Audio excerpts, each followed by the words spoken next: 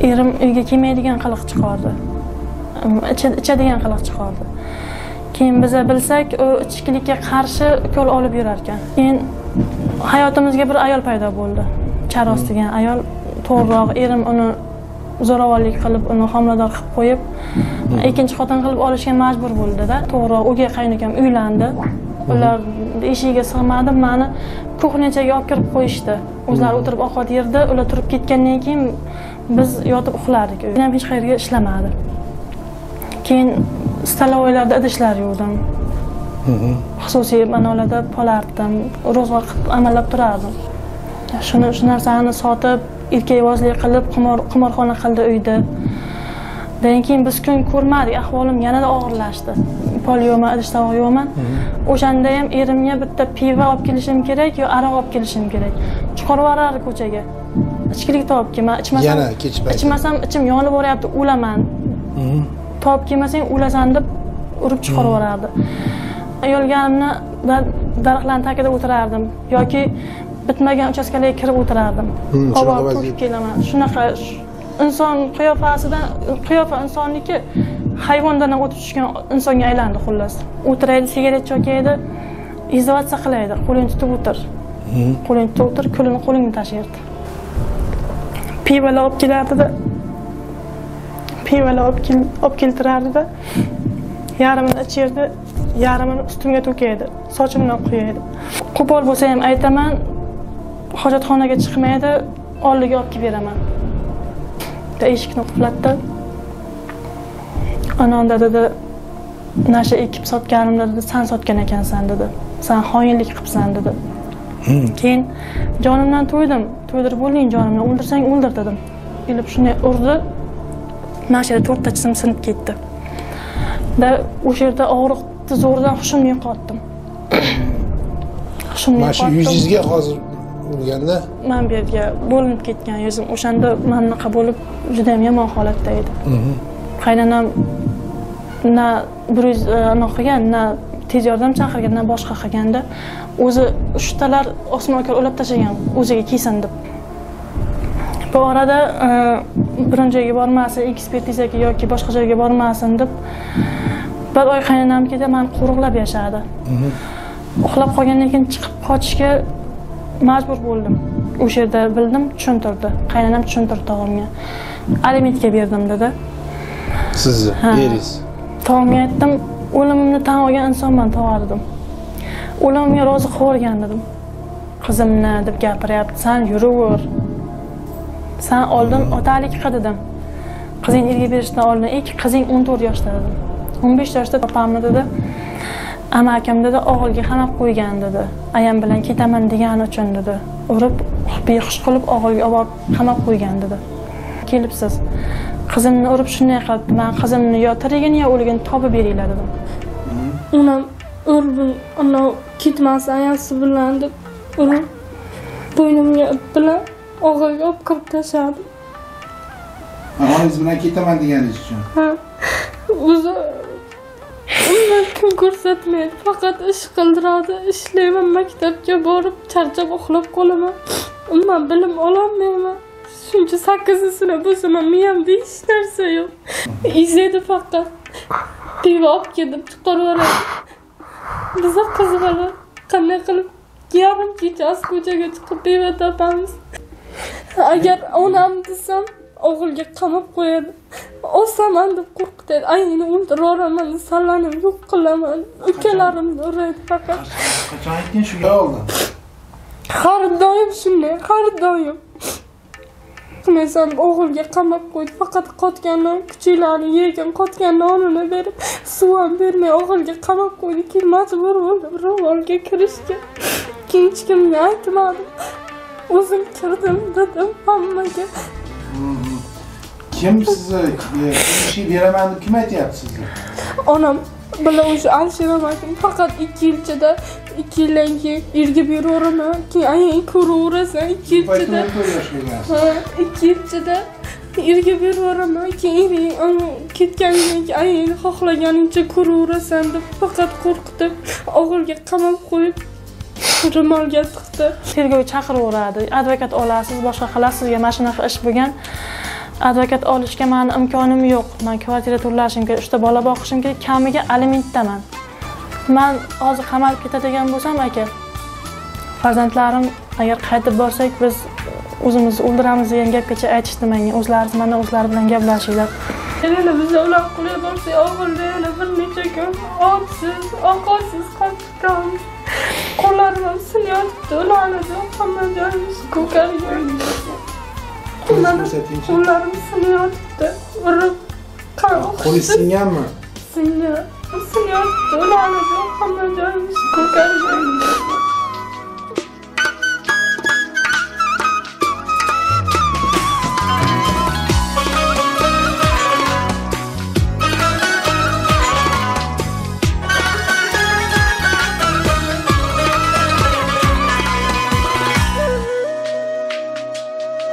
Xo'rlayvermang, mening ham uvolim bor.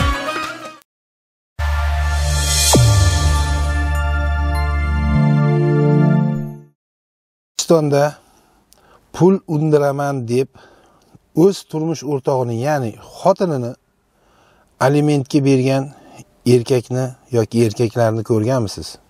Yo eshitganmisiz? Yoki o'z ayolimdan tan jarohatlar menga yetkazdi deb unga nisbatan ariza yozib jinoiy javobgarlikka tortiraman degan erkaklarni-chi? Bizni bugungi qahramonimiz Samarqand viloyati Katta Qo'rg'on tumanidagi bir singlimiz bo'ladi. Bu singlimiz 15 yoshida o'zidan 10 yosh katta yigitga turmushga chiqqan va u singlimizni aytishicha ko'p yillar davomida turmush o'rtog'idan juda ham ko'p tazyiqlarga uchrab kelayotganini aytayapti va hozirgi kunda pichoq borib suyakka taqalganligi, boya aytib o'tganimdek turmush o'rtog'i undan aliment talab qilayotgani va hattoki qamatish bilan qo'rqitayotgani aytilmoqda. Men shu video bilan O'zbekiston Respublikasi o'sha xotin-qizlar raisi bor, ayollarimizni himoya qiladigan tashkilotlarimiz bor, ombudsman bor, inson huquqlarini himoya qiladigan tashkilotlarimiz bor. Shularga murojaat qilmoqchi edim. Sababi bizda bunday holatlar bo'lmasligi kerak. Hozir qisqa videolarni o'zingizlar ko'rdinglar. To'liq videoni qo'yib berishdan oldin O'zbekiston Respublikasi Ichki ishlar vazirligi Bosh prokuraturaga murojaat qilmoqchiman, chunki bu yerda ishchi boya aytganimdek o'sha tazyiq o'tkazayotgan deb aytilayotgan hamyurtimizni qarindoshlari tergovini olib boryapti ekan, chunki ularni qarindosh urug'lari deyarli ko'pchiligi shu ichki ishlar sohasi, prokuratura sohasida ishlar ekan. Demak, videomizni ko'ramiz va fikrlarimizni kommentariyada qoldiramiz. Ismim Hikmatova Hidoyat. Samarqand viloyati Katta Qo'rg'on tumani Pasham shaharchasida Charog'on mahallasida yashayman. Yashab kelgansiz? Yashab kelganman. 2009-yilda 15 yoshimda turmush o'rtog'im Haqberdiyev Abdazizga turmushga chiqdim. Qoradaryo safhoz 4-safhozda turmush chiqdim. Qaynonam uga qaynatam ekan, qaynatam, uga qaynukalarim bor ekan. Qaynonam ikkinchi ro'zg'ori. Erim bilan qaynakam, qaynonam birinchi ro'zg'orining farzandlari ekan. Uga qaynatamni ishiga turmushga chiqib kelin bo'lib bordim 2009-yilda. Yoshimga yetmaganligi uchun pasportim ham yo'q edi. Shunda 9-sinfda turmushga chiqqan bo'lyapsizmi? 9-sinfda turmushga chiqqanman. O'zingiz qayerda yashagansiz? Oldin qizlik uyingiz qayerda bo'lgan? Qizlik uyim onam rahmatli ikkinchi turmushga chiqqanlarda dadam bilan ajrashib, ikkinchi turmushga chiqqanlar Payshanba chiqqanlar. Turmushga chiqqanlarda uga o'tan qo'lida gap so'z bo'lmasin qizim deb erta turmushga berishga majbur bo'lganlar-da. Qiynalganlar yolg'iz bizani katta qilishga. 15 yoshda turmushga bergan. Sen turmushga chiqdingiz. Bu yigit turmush o'rtog'ingiz necha yosh? 1983-yil, o'zimdan 10 yosh katta ekan. Keyin shu orada 2010-yil katta qizim tug'ildi, Jaspinim tug'ildi. Keyin o'sha uy ishlari qaynonamlar bilan dehqonchilik qilardik. Dehqon oila edi ular. Dehqonchilik qilardik.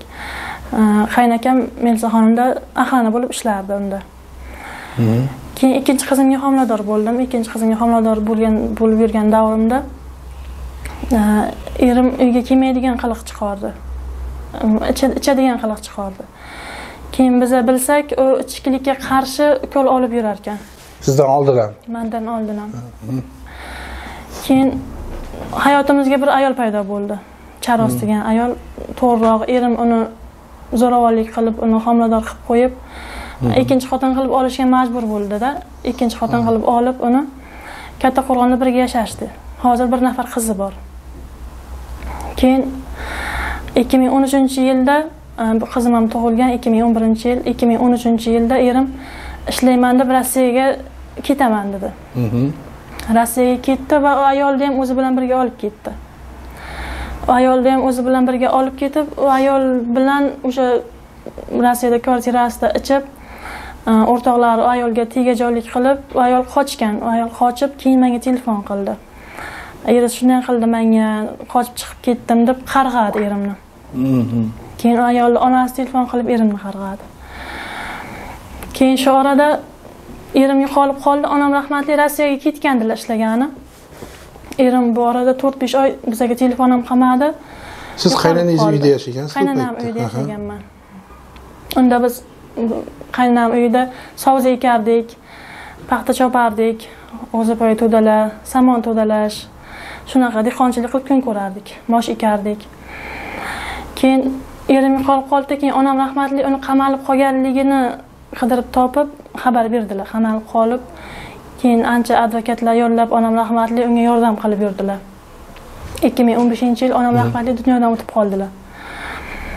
Keyin 2016-yilda erim chiqib keldi. Rossiyadan qamoqxonadan chiqib keldi. 2016-yil qamoqdan chiqib keldida men qaynukalarim qaynonamni zug'umiga chidolmasdan to'g'ri o'gay qaynukam uylandi. Ular eshigiga sig'madim, meni kuxnechaga olib kirib qo'yishdi. O'zlari o'tirib ovqat yerdi, ular turib ketgandan keyin biz yotib uxlardik uyda.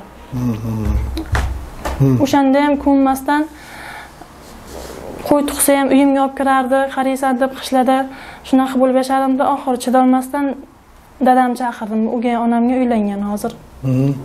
Dadam keyin dadam olib ketdi. Dadam olib ketgandan keyin 3 oydan keyin erim chiqib keldi. 2016-yil erim chiqib keldi. Dan keyin yana o'sha uyga olib ketdi bizni. Bolalarimni, ikkita qizimni meni olib ketdi. O'sha Kattaqo'rg'ondagi qaysi mahalla dedingiz? Zarqo'rg'on mahallasi. Zarqo'rg'on mahallasi. Olib ketgandan keyin u yerda ham yana o'gay ovsinim, ular yana o'sha oshxonaga yashadik biz. Erim ichkilikdan to'xtamadi. Janjal bo'lgandan keyin qaynonamni payshamida yeri bor edi. 2 xona usti yopilgan uy bor edi. Loy shovog'ida edi, eshik derazasi bor edi. O'sha yerga ko'chib chiqdik. O'sha yerga ko'chib chiqdik. Bu orada o'g'il tug'maysan deb haqorat qilaverardi. Ungacha ikkita qizingiz bo'lgan. Ha, ikkita qizim bor ekan, o'g'il tug'maysan deb haqorat qilavergandan keyin endi o'g'il tug'sam yaxshi bo'lib ketardi deb Allohdan so'radim. Alloh o'g'il ham berdi, Allohga shukr. Keyin bu orada erim ishlamasdi hech qayerda. Hech qayerda ishlamadi. Umuman hech qayerda ishlamaganmi? Hech qayerda ishlamadi. O'sha qamalib chiqib keldi, ishlayman deb ketib, kelgandan keyin ham hech qayerga ishlamadi. Keyin stalovoylarda idishlar yuvdim. Xususiy manolarda polardim, ro'zg'or qilib amallab turardim. Keyin bu orada erim uyga bir o'simlik o'stira boshladi. O'simlik o'stira boshladi. Uni sotaman, mashina olaman, nima qilaman deb o'zi ichkilikdan to'xtamadi. Keyin bu orada erkaklar bosib ketishni boshladi uyda. Uyda qimor o'ynadi o'tirib. Qimor o'ynadi o'tirib. Biz o'sha uyda ichkarida o'tiramizda tashqariga bolalarim men ovqat qilib bergani ham chiqa olmayman, chiqish mumkin emas. Qizlarim yoki o'g'lim qornimiz ochdi. Qaynonangiz ota-onasi qayerda yashardi u paytda? Ular o'zining uyida yashardi. Sizlar alohida chiqib ketdingiz. Biz alohida chiqib ketdik. Erim chiqib kelgandan keyin, 2016-yil chiqib kelgandan keyin, 2017-yil o'g'lim tug'ildi. Xo'p. 2018-yildan erim mana shunaqa ish qilishni boshladi.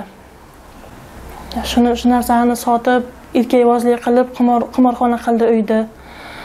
Keyin biz kun ko'rmadik, ahvolim yanada og'irlashdi. Keyin o'sha yosh bolam bilan ishlayman.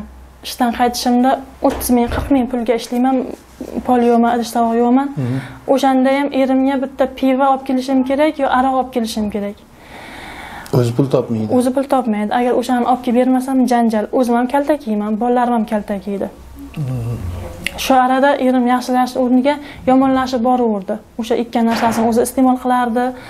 Tabalarga qorib yirdi, bakalashkalarda bir narsalar qilar, o'sha erkakxona qilib mashinaqa qildi uyda. O'sha marixonni nasha deydi, ko'cham tilida shunaqa narsa. U ko'p ekkandi. Keyin bir kuni ko'p azob berib uravergandan keyin onasiga telefon qildim. Onasi keldi. Ko'rdi ko'zi bilan, yuzlarim bir ahvolda. Ishlashim kerak, men bu yosh bolani, bu yosh qizlarimga tashlayman, ishlagan chiqib ketaman, o'zi ishlamaydi. Bularga yedirish kerak, ichirish kerak, maktabga chiqishi bor. O'zi ishlamaydi, kamiga men unga yana ichkilik bilan ta'minlab turishim kerak uni. Bo'lmasam kaltak yeymiz. Menga qo'shilib farzandlarim ham. Uydagilari ota-onasi hech nima demaydi. Ota-onalari yo'q, ular hech narsa demaydi ular.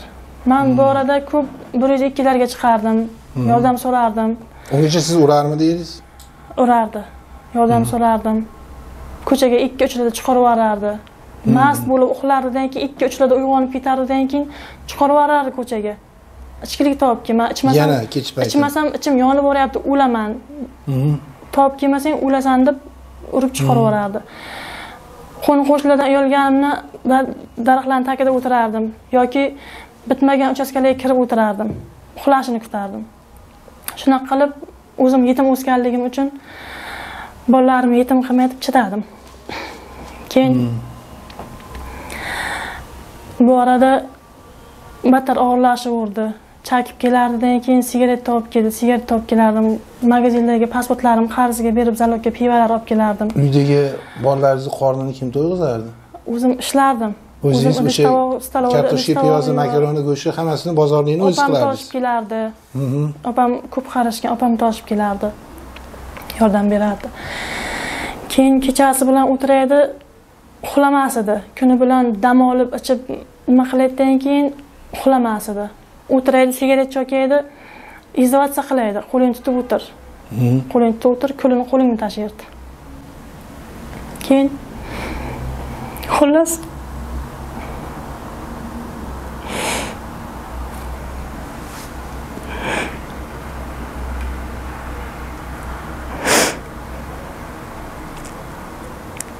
aytavering. Pivolar olib kelardi-da. Pivolar olib keltirardi-da. Yarmini ichirdi, yarmini ustimga to'kaydi, sochimdan quyaydi. Onang o'lib ketgan, boradigan joying yo'q. Gurgutlar yoqib, qo'llarimga bosgan yoqaman deb.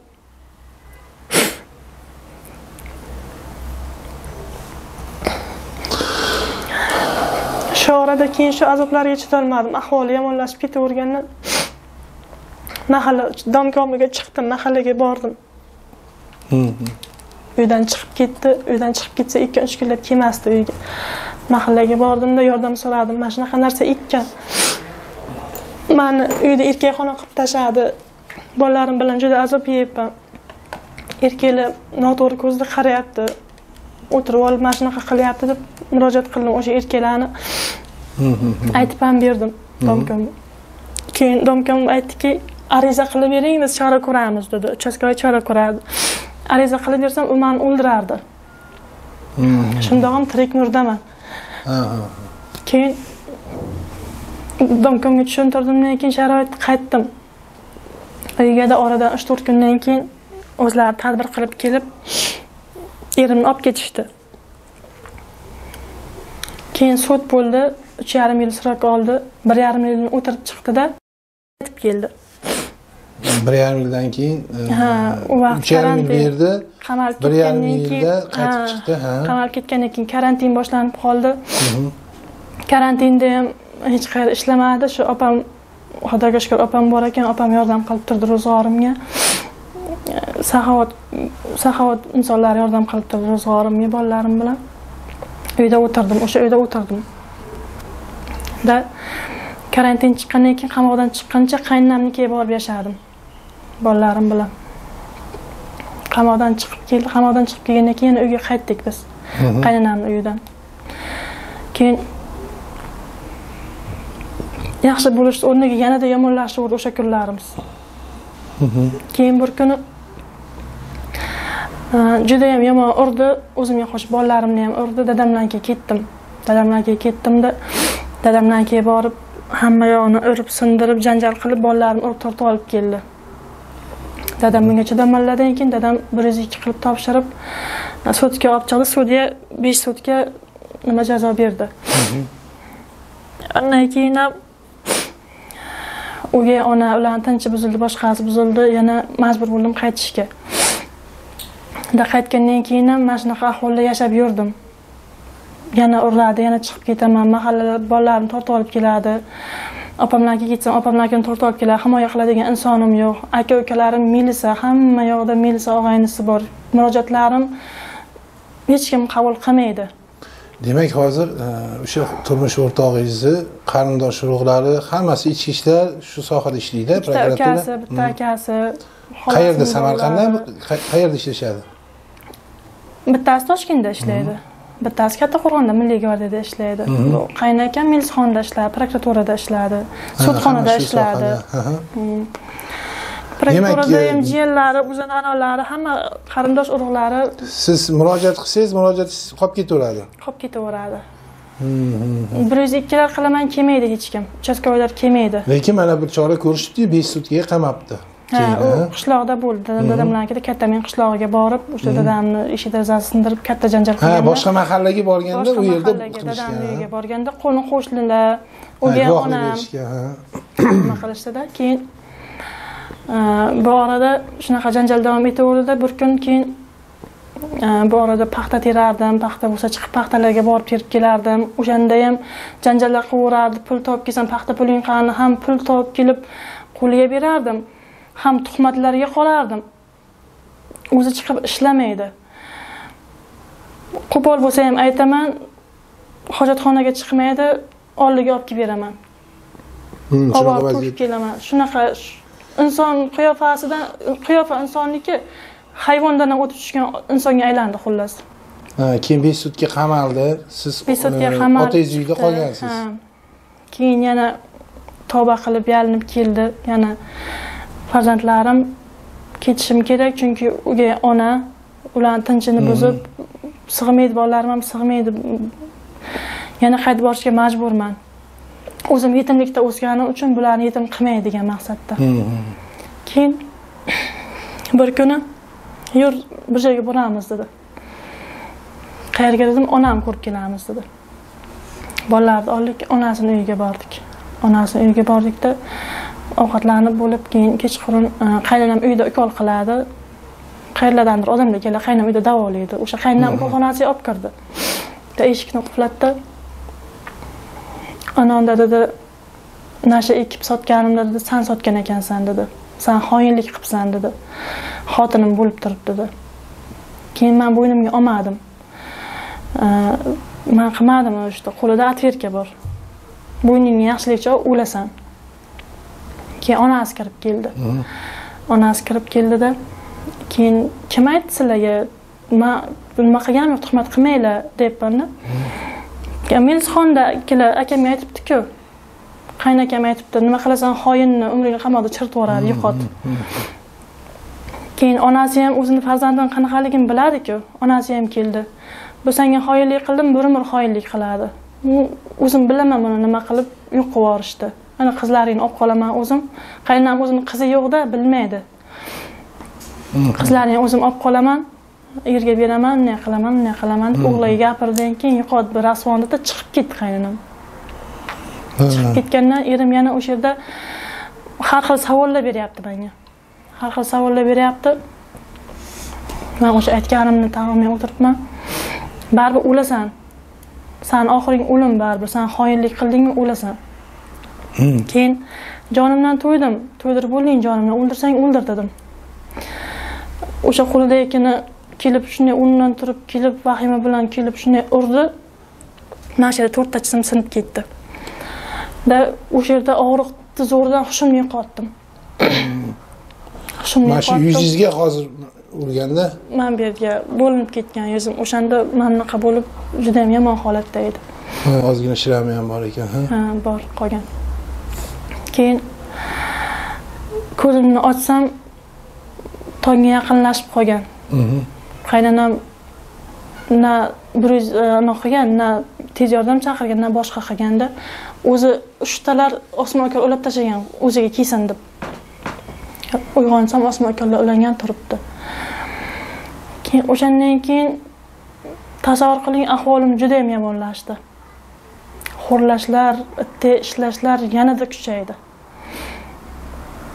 Bu orada biron joyga bormasin, ekspertizaga yoki boshqa joyga bormasin deb bir oy qaynonamnikida men qo'riqlab yashadi. Bosgan qadamimni kuzatib o'tirdi oldimda. Bir oygina chidadi, men uni ustidan yozib qo'ymasligim, doktorga bormasligim uchun bir oygina ichmay chidadi. O'sha yerda meni poylab o'tirdi. Bolalarim ham qaynonamnikida o'sha yerda. Keyin oxiri chidolmasdan bir kun ichdi. Janjal qildi.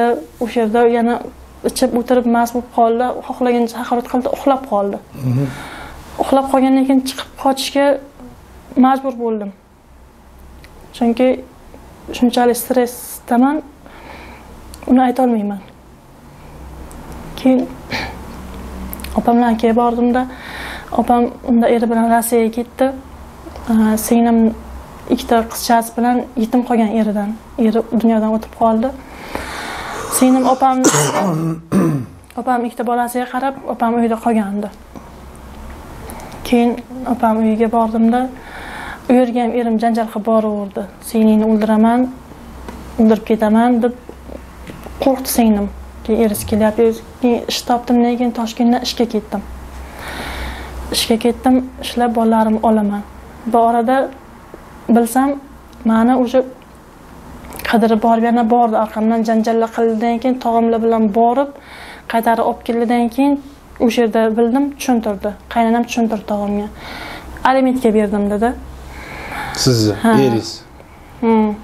Turmush o'rtog'i sizni alimentga bergan. Alimentga berganman dedi. Bu yerda jim o'tirib yashaydi, alimentdan olaman. Yoki buzuqqa chiqarib bilaman nima qilishdi men buni. Bolalar kim bilan edi? Obro'yini saqlab qolsa, qaynonamnikida edi bolalar. Qaynonamnikida o'sha birga edik, qaynonamnikida birga edik o'sha qochganimda. O'sha mana shu holatdan keyin bir oyda qochishga muvaffaq bo'ldimda. Aytaymanki, o'sha yerda qadamim qo'yiladi. O'zim ketdim. Bularni olib qochishga na pulim bor, na boshqa boradigan joyim yo'q. Boradigan joyingiz yo'q. Yo'qda boradigan joyim yo'q. Keyin tog'amlar telefon qilib meni chaqirib, "Kebaqa" deb chaqirishdi. Yana majbur bo'ldim, bolalarim bor, qaytib keldim. Tog'amga aytdi. Alimentga tiqqanman dedi. Jim o'tirib yashasin dedi. Buzuqqa chiqarib, obro'ylaringga to'g'ri kelsa dedi, o'zim bilaman qanday nima qilishdi, xo'rlashdi dedi. Qaynonam aytayapti tog'amga bu gapni. Keyin tog'amga aytdim, o'limimni tan olgan insonman tog'a dedim. O'limimga rozi qilgan dedim. Men ham dedim, buni boqib dedim.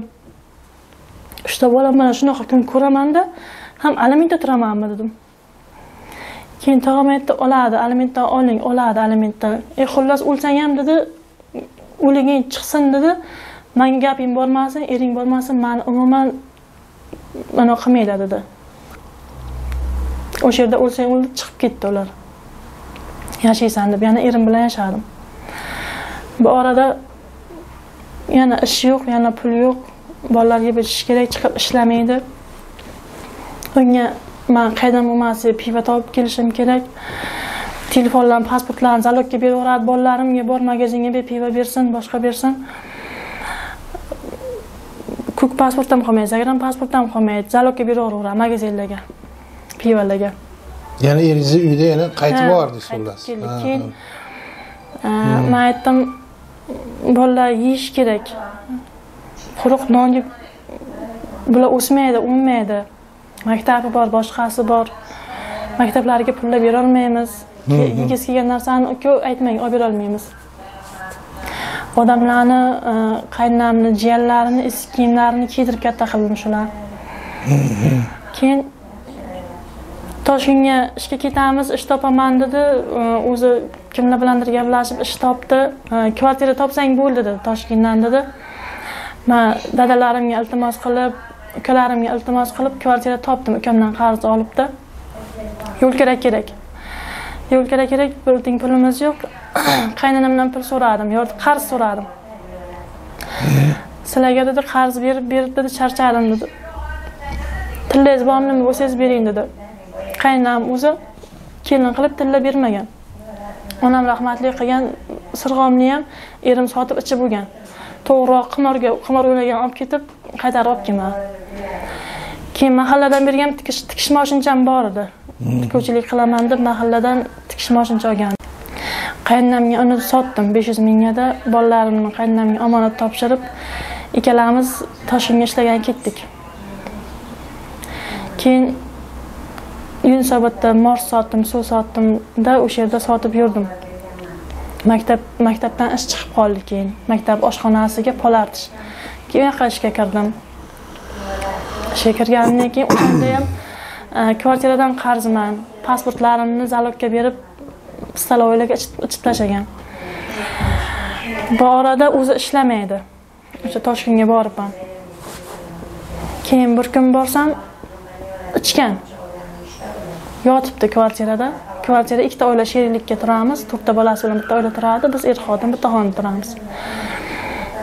Keyin o'tirib pul qolmadi. Menga dedi, ishlagan puling minnat qilma. Men senga qilib beraman deb o'sha yerda yetdagi nima qilyapti-da, yur aylantirib kelaman deb o'zi kech bo'lib qolgan. Keyin qo'shnilar endi yonimizdagilar oila baribir nima qilmasin dedim-da, ha yuring aylanib kelamiz dedim. O'sha yerda ko'chaga chiqib qanaqadir klubni bir joyga kirdi ichgani. Toshkentda bu. Toshkentda bu. Meni ham olib kiryapti. O'sha yerda o'zi mast holatda, undan battar ichyapti-dan keyin yana mast bo'lib qolyapti. O'sha yerda axranalarni so'kyapti. Kim puliga ichyapti? Kim pulni to'layapti? Meni yig'ib yurgan nimalarimni ishlab, o'zi ishlasa ekan nima qilsa. Keyin o'sha yerda janjal qilyapti-da.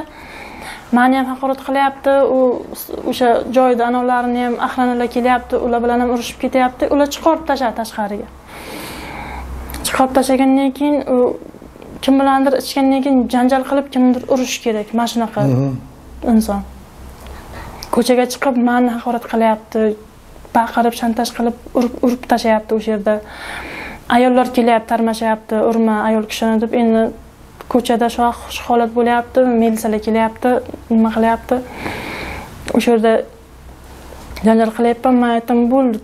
Oxirgisi edi imkoniyating. Bo'ldi.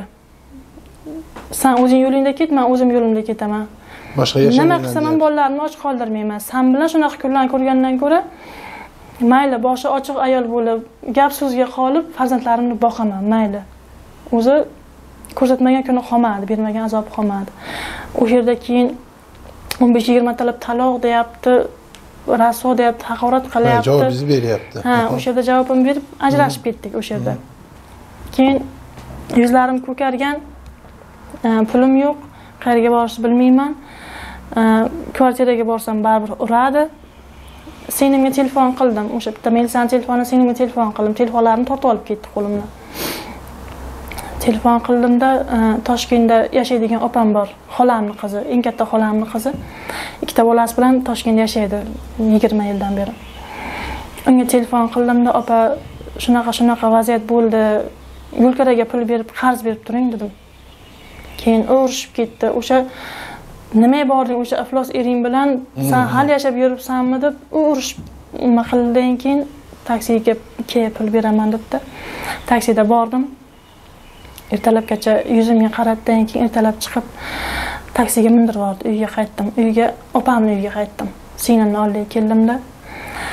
Keyin bu orada pulim yo'q, hech qayerga bora olmayman. Murojaatim borganim bilan sudxonaga boray. Yo'q, bolangizni ham ola olmaysiz. Umuman o'sha tupik holatiga qo'ygan. Qayergadir murojaat qilib boray desam, hamma shularning odami, hech kim Samarqandda o'sha katta qo'rg'onida hech qayerga murojaat qila olmaysiz. Yo'q, hech qayerga murojaat qila olmayman. qilganimning foydasi yo'q. Sudxonaga qayergadir chiqay desam, o'zini davlat to'lovlari bor, misol uchun ularni bera olmayman, imkoniyatim yo'q. Bolalar ham o'zingiz yoningizda emas. Bolalarim o'zim yonimda emas, qaynonamda. Eringiz alimentga bergan. Erim alimentga bergan. Unda alimentdan ham olmadi. Keyin Toshkentda qolgandi erim. Keyin majbur bo'ldim yana ishlashga. Qarasam ishlashim kerak. Bolalarim olish uchun ham, bolalarim olib borish uchun ham. Bitta kvartiraga olib chiqaman bolam desam ham pul kerak. Qaytib ketdim Toshkentga ishlaganimda. Ishlab yurdim o'sha yerda, ishlab yurdimda o'sha yerda ham ishxonalarimga borib, janjallar qilib, ko'p ishlarimni almashtirdim, ko'p kvartiralarimni almashtirishga majbur bo'ldim shuni deb. O'shandan keyin tinch qo'ymadi. Shu javobingiz bergandan keyin. Javobim bergandan keyin ham. Ko'chalarda janjal qilib yurdi. Keyin bular kelib maktabda uzoqdan ko'rib ketardim. Bularni agar men oldiga borib ko'rsam, bu ko'rganimni, bu bilan qizim bolam quchoqlaganimni o'shalar ko'rsa, o'sha o'qituvchisi bormi, hammasi qaynonam doktor ishi tushadi. Ularga birdan telefon qilib aytadi, ular bularga azob beradi. To'g'rirog'i erim azob beradi. Nimaga ko'rishding deb. Shu pul yig'ib yurdim, bolalarim olaman, ajrashaman deb qonuniy ajrash bo'lganmiz o'zi. Qonuniy ajrashaman deb shunaqa qilib ishlab yurdimda. Keyin bir kun telefon qildi. Telefon qildida Toshkentda u ham. Bu yoqqa kelmaydi ham, bolalarimdan o'zi ham xabar olmaydi, qaynonamda. Telefon qildidan keyin qizing hijobda, erga beraman qizimni deb gapiryapti. Sen yuraver.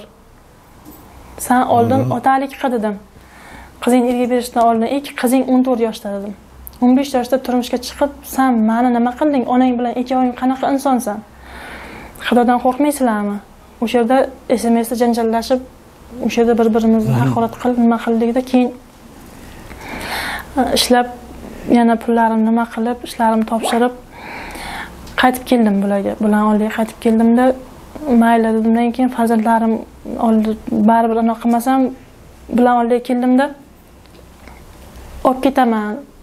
Shu ajrashib nima qilganimizcha picha qiynalamiz balam. Bolalaringizni olib ketmoqchi bo'ldingiz. Boradigan joyimiz yo'q, lekin kvartira olib bo'lsa ham olib ketaman balam. Dedim, keyin bular olib keting, hozir olib keting deb yig'lab yopishishdi. O'sha yerga olib keta olmayman, olib boradigan joyim yo'q. Keyin borada har 2-3 kunda ko'rgan boraverdimda, keyin o'qituvchilar chiqib gapirishdi. Kimang ko'rgani dedi. Siz ko'rgan kelasiz bolalaringiz har safar dedi. Eris ichib kelib domlalarni, ahranalarni uradi. Siz kelganingiz uchun. Kimang, qayda ko'rsangiz ko'ring borib, qayda ko'raman bitta qishloq. Maktabda ko'raman, boshqa qayda ko'raman. Keyin bir kuni borsam, kichkina qizim aytdiki, "Aya, sizga ayta olmaymiz. Biz o'lib qolamiz, olib keting aya. Nima qilsangiz qiling, olib keting bizni." Dadam bizdan xabar olmaydi, o'lganimizga ishimiz yo'q, o'lganiga ishimiz yo'q, ishi yo'q bizani. Siz bilan ko'rishamiz, aqqa borib onam bilan amakim qiynayapti. Amakim qizim, katta qizimni dedi, opamni dedi, katta opamni dedi. Amakim dedi, o'g'ilga qamab qo'ygan dedi. Ayam bilan ketaman degani uchun dedi. Urib, behush qilib o'g'ilga olib qamab qo'ygan dedi. Qizingiz necha o'sha paytda? Qizim 14 yosh. Bu orada keyin bu aytgandan keyin o'zimni yo'qotib qo'ydim. Tirikmikan hozir qizim? O'sha yerda birdan nima qolimda, keyin tez 102 ga telefon qildim. Shunaqa holat, farzandlarimni ko'rsatmayapti, bermayapti. Kamiga alimentga tiqib qo'ygan. Mana shunaqa azobdaman. Kimdir eshitadimi, men telefon qilyapman. Hozir sizga telefon qilishardi dedi. Yo'q, yarim soat kutyapman, hech kim yo'q. Yana telefon qilyapman. Ya'ni 4 marta xullas shu orada 102 4-5 marta telefon qilganimdan keyin o'sha Zarqo'rg'on mahalla uchastkavoy telefon qilyapman menga. Ha, kelibsiz. Qizimni urib shunday qilibdi. Men qizimni yo tirigini yo o'ligini topib beringlar dedim. Qiziz tirik, vahima qilmang. 3 kun oldin urgan ekan-ku, 3 kun oldin bir shapat urgan ekan. Ye dedim. Amakisi urgan, erisi. Ha, uga ukam, qayni ukam. Keyin ye dedim, nima uchun uradi? Meni farzandimga qo'limni tegirmayman, haqqim yo'q. u o'gay bo'la turib nima uchun uradi? Menga hozir qizimni topib kelasizlar dedim. Mana qizingiz aytyapsiz, qizingizni o'sha amakisi urib molxonaga qamab qo'ygan. To'g'rimi? Shunaqa. Qizingiz o'zi aytib bersin, yoningizda endi o'zini ko'rsatmaymiz. Shu onam ketganlardan keyin janjal bo'lib, ko'rgan kelib turardilar-da. Agar amakilarim bilib qolsa, ko'p uraydi. O'g'illarga qamab qo'yadi.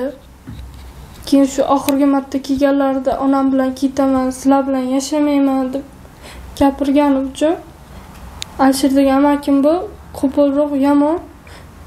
Onam urib, ana ketmas ayasi bilan deb urib bo'ynimga ip bilan og'ilga olib kirib tashladi.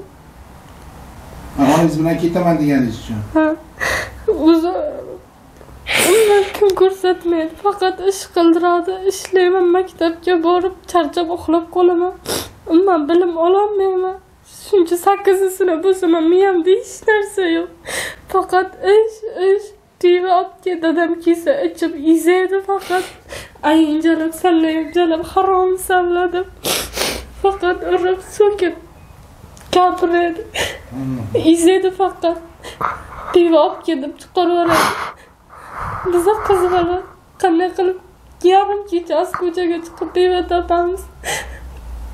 Onangiz yo'q paytda ham shunaqa qiladi. Chiqaraveradi ko'chaga. Qanday olib kelasiz? Qaysi pulga olib kelasiz u pivani? Bilmayman, chiqaraveradi. Hamsalar telefon qilib amakilarim chaqirib olib ketadi. Mojaro qilib boradi, keyin dadam nima unga aytdi, nima unday qildi. Urib yana o'shaxda so'kadi. Har safar shunday azoblar bilan yashadi. Agar onam desam, o'g'ilga qamab qo'yadi. Osaman deb qo'rqitadi. Ayni o'ldiraman deb sallanib yo'q qilaman. Ukalarimni uradi faqat. Qachon aytgan shu gaplarni? Necha oy oldin? Har doim shunday, har doim. Qo'rqitib keladi faqat. Hech kimga aytolmayman. Qarang, keyin boya aytdinglar, sizni turmushga berib olamiz deyishdi-da. Ha. Ro'molga tiqdi birdan. Ro'mol o'ysan dedi. Qo'rqitdi, ro'mol uramasang, ko'chaga chiqmaysan, o'g'ilga qamab qo'ydi. Faqat qotgan non, kuchuklarni yegan, qotgan nonini berib, suv ham bermay o'g'ilga qamab qo'ydi. Keyin majbur bo'ldim ro'molga kirishga. Keyin hech kimga aytmadim. O'zim kirdim, dedim hammaga. Kim sizni turmushga beraman deb kim aytyapti sizni? Onam bilan o'sha Alshir amakim faqat 2 yil ichida 2 yildan keyin erga beraveraman. Keyin ayang ko'raverasan 2 yil ichida. 2 yil ichida erga beraveraman. Keyin ering ketganidan keyin ayangni xohlaganingcha ko'raverasan deb faqat qo'rqitib, o'g'ilga qamab qo'yib ro'molga tiqdi. Unga bo'yingiz nima dedi? Dadingiz onasi nima deyapti? Onam aytyapti. Onam qiladi hammasini.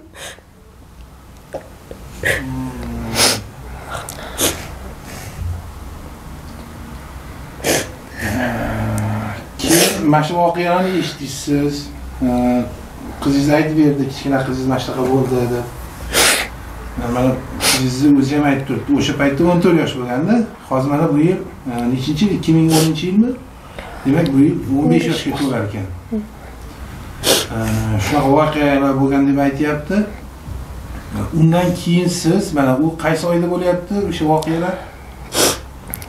Noyabr, dekabr oylarida bo'lyapti. 2024-yil, bundan 2 yil oldin, hozir mart oyi bo'lsa, balki 2 oy bo'lyapti. Keyin nima qildingiz siz? Keyin qaynonam buni olib bordi. Borguncha qo'rqitib borgan.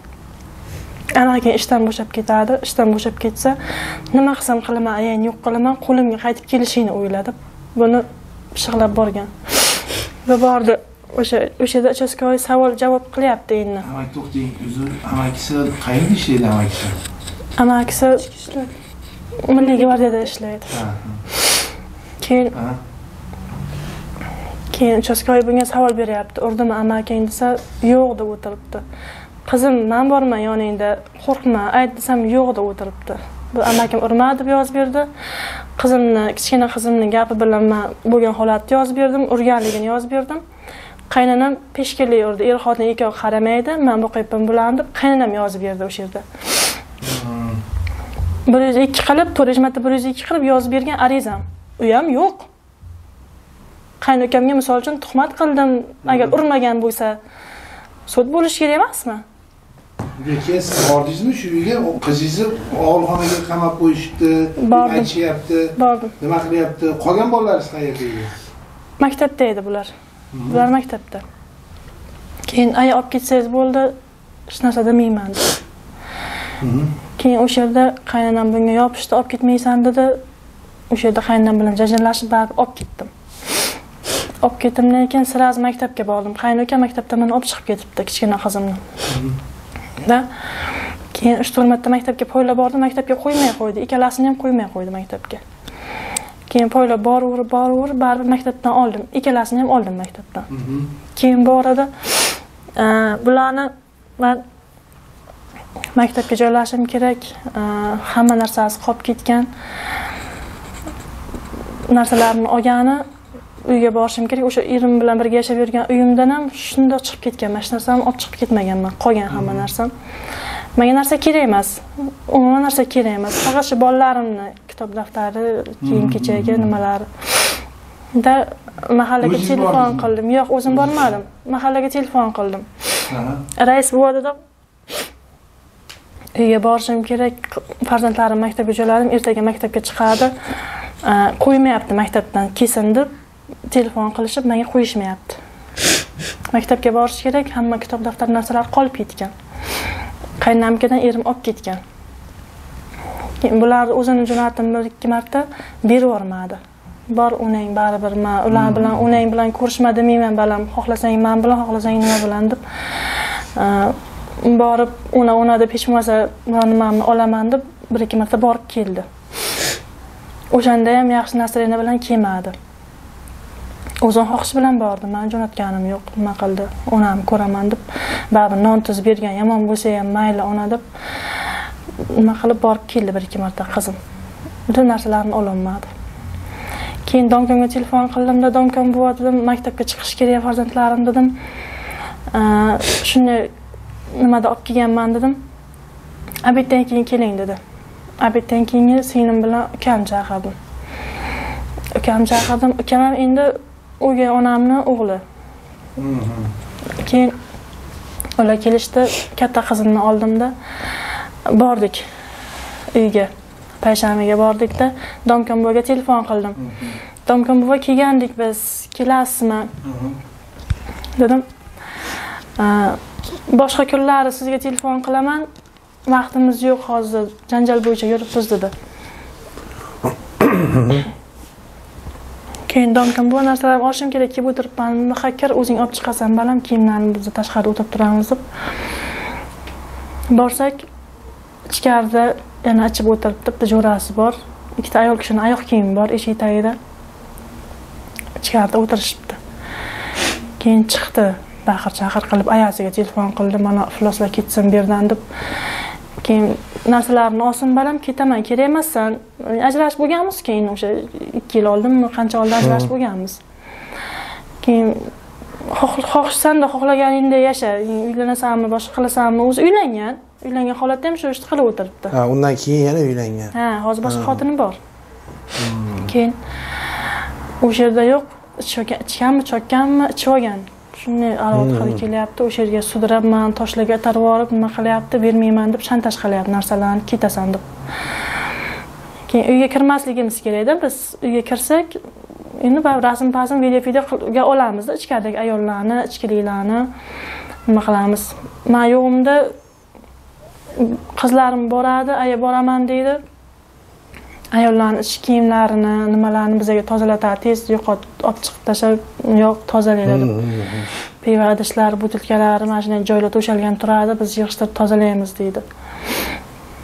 Uni qo'limdan nima keladi, kimga isbotlayman? Xudoga solaman, Xudoga kifoya qilib qo'yaman ularni. Farzandlarimga qilgan kunlarini. Menga bergan azob yetmaganda. Keyin o'sha yerda singlimga aytdim. videoga hech bo'lmasa uryapti, haqorat qilyapti, narsalarini bermayapti. Videoga ichgan. Keyin seni videoga oldi. O'sha yerda ham baribir nima qilmadi, kirib narsalarni ololmadim. O'sha yerga toshga itarib yubordi. O'sha yerda ichimdan ham tepdi, videoga olinmagan u. O'sha keyin jahl ustida qo'limga tosh oldim, o'zimni himoya qilish uchun qo'limga tosh ilandi, jahl ustida oldimda. Keyin sudrab chiqarib yubordi. Singlim ham, ukam ham darvozadan bir qadam ichkariga kirgan yo'q. O'siz oling ketdik. Ular ham bosh momoga qolishni xohlamaydi. Keyin ko'zimga hech narsa ko'rinmadi. Alam o'tib ketdi. Qizini kirgizib olsa shu narsasini olib chiqaydi-ku, o'sha yerga qizi bor o'tirdi, men kirmasam. Keyin o'sha yiqilgan vaqtim o'zimni himoya qilish uchun qo'limga toshni olgandim.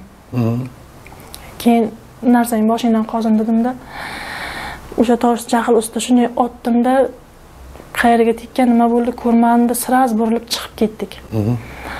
Chiqib ketdik, o'sha borgan vaqtimiz uyda ayollar borligi uchun men 102 qilgandim. Erimning uyiga keldim. Donkon buvalar yo'q. Kelinglar, mana ko'ringlar ahvolni, 102 qilgandim. Keyin yana qaytib mahallaga bordim. Mahallaga bordim, donkon bilan kutaman dedim. Mahallaga bordim, o'sha yerga birdan militsiyalar keldidan keyin ukalaringizni yeringizni urib ketibdi, hozir bizga 102 qilib chiqdi. Siz ulardan oldin men qildim 102 ni, nimaga kelmadinglar? Ha, o'sha holat bo'yicha kelyapmiz, siz qilganingiz uchun kelyapmiz dedi. Lekin urib ketdi deb ular o'qiganda. Demak siz tosh otganingizda qatiga deb degan. Ha. Ha. Yuziga qarata otdim, qayerga tegan ekan. Qosh yorilib ketganda ko'ziga ziyon bergan ekan. Ko'ziga tegmagan, men qoshiga tekkanda. Qoshiga tegan. Ha, keyin ular ham qilishgan, demak o'shandan keyin yetib kelishgan, shunaqami? O'shanda keyin mahallaga qaytib bordim, keyin erimni ham olib borishdi. O'sha yerda u nima desa dedi, akasi urib ketdi deb yozib berdi. Keyin ukam. Ha, siz tosh otgansiz, ukangizni borib urdi deb aytayapti. Boshqacha ko'rsatib beryapti. Endi ayol kishi urdi demayapti. Uni ko'zi ko'kargani bor, o'sha isbotlari bor. Ha. Ukasi urib ketdi deyapti, lekin ukam men urmadim deb yozib beryapti. Endi o'zimni radniy ota-onam bilan bo'lgan farzand bo'lganda, misol uchun haqiqatda jigarim deb nima qilishi mumkin edi, men urdim deyishi mumkin edi, lekin u onamning farzandi. U haqiqatni aytdi, men urmadim, mana xotin urdi. Keyin men aytdim, urmadi, ukam urmadi desam, militsiyalar ishonishmayapti. Endi ayol kishi shunday urmasa kerak. Endi men boyagi ko'zim qonga to'lib, jahlimga chiqa olmay alam, to'g'riroq alam. Men ko'chada 3 ta farzandim bilan xor bo'lib yuribman. Uyimda begona ayollar mashat qilib o'tiribdi. Yana kamiga o'zining bolasining kiyimini bermayapti. Ko'zimning oldi qorong'ilashib o'tgan toshimda u. U toshni ham yerga yiqib tepib tashlagandan keyin o'zimni himoya qilaman deb qo'limga olganman aslida. Otaman deb emas. Keyin xullas bordi, shunday deb yozib berdi, akalar urib tashladi deb yozib berdi erim. Keyin ukam men urmadim deb haqiqatni aytdi. Keyin men aytdim, singlimga aytdim, videoga olayotganding, qani videoni berchi. Haqiqatda men jahl ustida olib, o'zimni himoya qilaman deb olgan toshimni qo'liga otdim. O'sha joy videoga tushib qolgan, ha? Ha, o'sha joy tushgan videoga.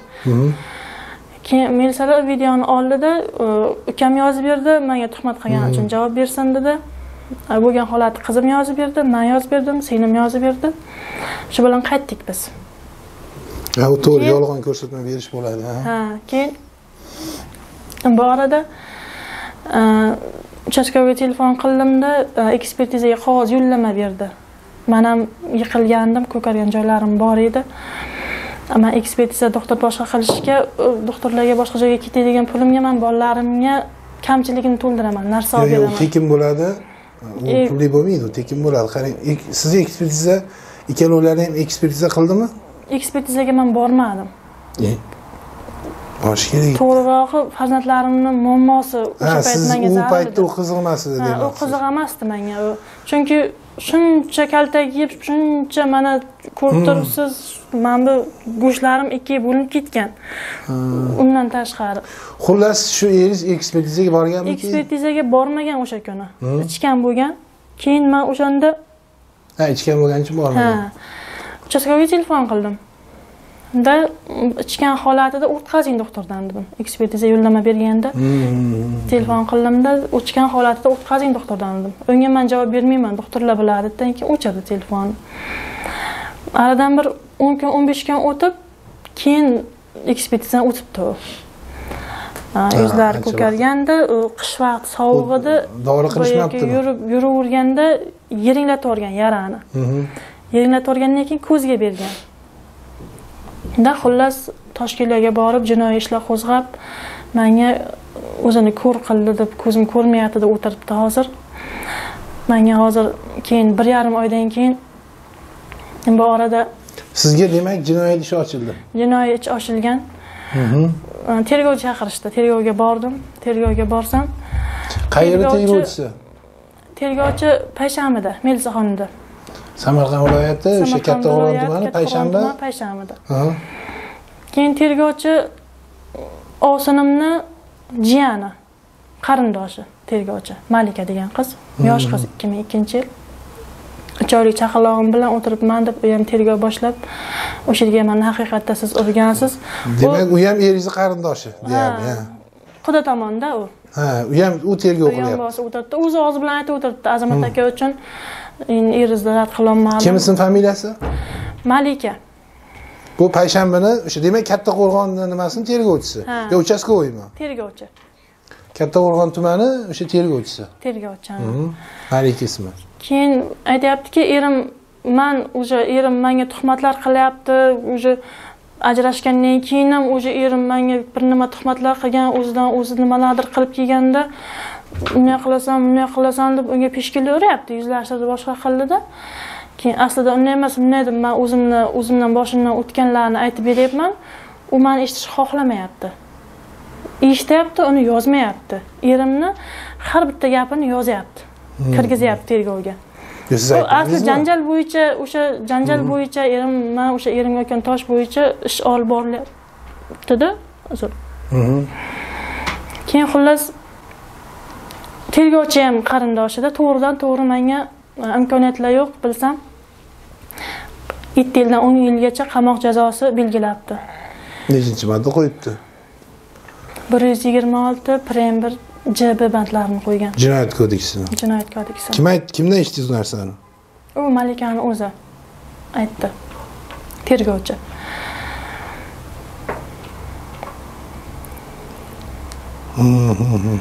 Keyin advokat olasida, advokat olishga pulim yo'q. Bu orada onam rahmatlining xolalari ahvolimdan xabar topib bordilar oldimga. Bordilarda bizani bolalarim bilan yig'ishtirib Navoiy shahriga olib keldilar, kvartiraga joylab, ishga joylab qo'ydilar.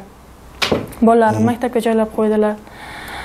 O'zlari yordam berib nima qildilar, lekin kvartira pulimni ham to'ladilar, ishga ham joylayaptilar, farzandlarim maktabga joylab beryaptilar-da. Hozir 1,5 oy, 2 oy davomida ular jim yurib, tergov ish qo'zg'ab, ular menga ishlashim kerak, oylik olishim kerak, bolalarimni boqishim kerak. Shunda ham tergov chaqiraveradi. Advokat olasiz, boshqa qilasiz, sizga mana shunaqa ish bo'lgan. Advokat olishga meni imkonim yo'q. Men kvartira to'lashim kerak, 3 ta bola boqishim kerak, kamiga alimentdaman. Alimentdan hech to'ladingizmi? Aliment yo aliment to'lamaganmisiz? Yo'q, aliment to'lamadim. Chunki o'z bolalarga o'z ko'p rasxodni qilib yurgansizmi? Chunki farzandlarim tug'ilgandan beri boqishi bo'ynimda o'zimni. Qaynonamning eshigida yashaganim bilan qaynonam ering ishlamaydi, o'zing boqasan, farzandlaringni kim boqsa kelar. Demak, hozir shunaqa bo'lyapti. Siz mana aytishingiz bo'yicha biz hali ikkinchi tomonni nimaligini bilmaymiz, to'g'risini aytishimiz kerak. Siz mana aytishingiz bo'yicha yashagansiz, har doim sizni xo'rlab kelgan, o'sha urgan, mana chiroqlarni ham ko'rsatyapsiz. Endi farzandlaringiz ham aytayapti, haqiqatda shunaqa bo'lganda, mana qizlari ham, bolalari ham aytayapmiz, ular ham guvoh bo'lganmiz, onamni urgan deb aytishyapti, to'g'rimi? To'g'ri. Endi biz ikkinchi tomonni eshitmadik hali. Men hozir undan oldin bir narsani aytmoqchiman. Ikkinchi tomon ham bizga murojaat qilishi mumkin, chunki ikkinchi tomonda o'zining haqiqati bordir, bilmadim. Bosh prokuraturadan so'raymiz. Mana shu ishni nazoratga olishlarini sababi bularni o'sha turmush o'rtoqlarini, o'sha qarindosh urug'lari shu tergovni ham hammasini olib boryapti deb aytishyapti. Ehtimol bilan katta jinoyat ham ish ham ochib tashlashibdi-da. Endi hali biz u ishni qanaqaligini bilmaymiz, lekin sizlarga aytishdi 126-modda prim qismi bilan J bandi. Birinchi qism JB bandlari. U yerda qamoq jazosi ham bor ekan. To'g'ridan-to'g'ri qamoq jazosi. Imkoniyatlar boshqa nimalar yo'q. Men hozir qamalib ketadigan bo'lsam, aka, farzandlarim agar qaytib borsak biz o'zimizni o'ldiramiz degan gapgacha aytishdi menga. O'zlari mana o'zlari bilan gaplashinglar. 3 ta bolamni taqdiri, 3 ta bolam kelajagi uchun. Mayli hamon nima jinoyat qilgan taqdirimda ham 3 ta bolam uchun men yordam berishlarini so'rab majbur bo'ldim chiqishga, murojaat qildim. Xullas do'stlar, bular hozir boshqa shahardalar. O'sha Samarqanddan boshqa ko'chishgan. Ularga ham hozir yordam beradigan opalarimiz bor ekan. Shularda hozir ishlab, bolalarim bilan o'zim ham gaplashdim. Kerak bo'lsa o'sha bosh prokuraturadan yoki ichki ishlardan vazirlikdan chiqsa bularni qayerlarligini aytishimiz mumkin. Hattoki alimentga ham berishgan deyapti. Undan tashqari qizini turmush 14 yoshli qizni erga berib olamiz deb aytishyapti. Molxonaga qamab qo'ygan. Mana shunaqa ishlar bo'lib ketyapti-da. Kelinglar shu narsani ochiq ko'rib, biz ishonamiz. Bosh prokuratura, ichki ishlarimiz, bolalar ombudsmani bor, bolalarni himoya qilish tashkilotlari bor, xotin-qizlarni himoya qilish tashkilotlari bor. Shulardan so'raymiz, shularni himoya qilib, asl haqiqatni bizga ko'rsatib berishlarini so'raymiz. Farzandlarim uchun yordam berishlarini so'radim. O'zim uchun emas, farzandlarim uchun. Farzandlarim ularni qo'liga qolsa yana keyin mana 7 yoshli o'g'lim pivo ichsa pivo ichadi, sigaret choktiradi o'g'limga. Bu yosh bola hali, yana erimga o'xshagan narkoman bo'lsinmi? Shunaqa rostdan meni yonimda o'tiribdi. Sandan ham pivo ichilarmidi? Aytur. Ha. Qanaqa bo'ladi pivo o'zi? Shirin bo'ladimi? Qanaqa bo'ladi? Shu ana gazli. Gazli bo'ladi, achchiq. Sigaret qanaqa bo'ladi? Sigaret shu tutadi, ana. Tutadi. Bu hali kichkina bola. Hali kichkina bola. Endi bolalar shunaqa deyapti endi. Farzandlarim kelajagi uchun menga yordam berishlarini so'rab iltimos qilib. Demak, siz hozir yana qamalishingiz ham xavf ostida turibdi. Men o'zimni o'ylamayapman bu yerda, farzandlarimni o'ylab iltimos qilyapman sizdan. Iltimos yordam beringlar, onam bilan bizga ular qo'liga qaytib borsa, yana bizlarni urib, yana har doimgi holat. Agar yana biz ular qo'liga borsak, og'ilda yana bir necha kun otsiz, ovqatsiz qolib ketamiz. Qo'llarim ham sinyotibdi, ularni hamma joyimiz ko'kargan. Qo'llarim sinyotibdi, urib qo'lingiz singanmi? Singan. Kim urgan? Doktorga ham olib bormagan, turish qotib qolgan. Kim urgan qo'lingizga?